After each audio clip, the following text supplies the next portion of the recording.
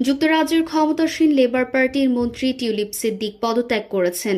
মঙ্গলবার রাতে the guardian, Reuters ও এএফপির প্রতিবেদনে এ তথ্য জানানো হয়। গার্ডিয়ানের প্রতিবেদনে বলা হয়, টিউলিপের খালা বাংলাদেশের ক্ষমতাচ্যুত প্রধানমন্ত্রী শেখ হাসিনার সঙ্গে আর্থিক সম্পর্কের বিষয়ে বারবার প্রশ্ন ওঠায় টিউলিপ সিদ্দিক মন্ত্রীর পদ থেকে পদত্যাগ করেছেন।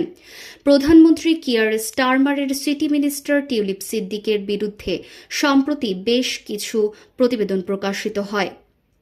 এসব প্রতিবেদনে টিউলিপের বিরুদ্ধে শেখ হাসিনার সঙ্গে সংশ্লিষ্ট ব্যক্তিদের দেওয়া একাধিক সম্পত্তিতে বসবাস সহ বেশ কিছু অভিযোগ আনা হয়। গত সপ্তাহে টিউলিপ নিজের বিরুদ্ধে ওঠা অভিযোগ তদন্তের আহ্বান জানান। যুক্তরাজ্যের প্রধানমন্ত্রীর উপদেষ্টা independent adviser of ministerial standards Laurie ম্যাগনাসকে দেওয়া চিঠিতে টিউলিপ কোনো আচরণবিধি লঙ্ঘন করেছেন কিনা তা খতিয়ে দেখতে বলেন। বার্তা সংস্থা রয়টার্সের প্রতিবেদনে বলা হয়, প্রধানমন্ত্রী কিয়ার স্টারমারের কাছে লেখা পদত্যাগপত্রে টিউলিপ বলেন, মন্ত্রী পর্যায়ের মানদণ্ড বিষয়ক উপদেষ্টা লরি ম্যাগনাস বিষয়টি পর্যালোচনা করার পর নিশ্চিত করেছেন যে টিউলিপ নিয়ম লঙ্ঘন করেননি।